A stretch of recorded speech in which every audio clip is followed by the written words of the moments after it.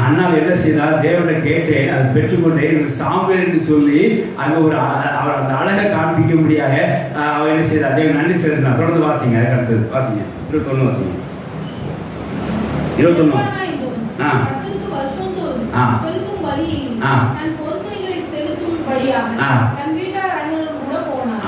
கர்த்தருக்கு நன்றி செலுத்த போனோம். ஹல்லேலூயா.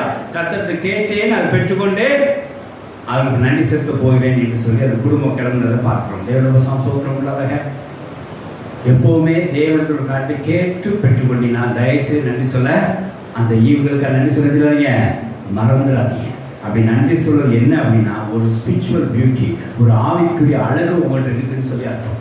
எப்பவுமே தேவனுக்கு நன்றி சொல்ற பழக்கம் வந்துச்சுன்னா அது பிறகு ஆவிக்குரிய அழகு. It's a beauty of spiritual. நீங்கள் அதை விட்டுறாதீங்க. தயவுசெய்து அந்த அழகை மட்டும் எல்லாருக்கும் இழந்துடாதீங்க. தேவனுக்கு நீங்கள் நன்றி செலுத்துங்க. தேவனுக்கு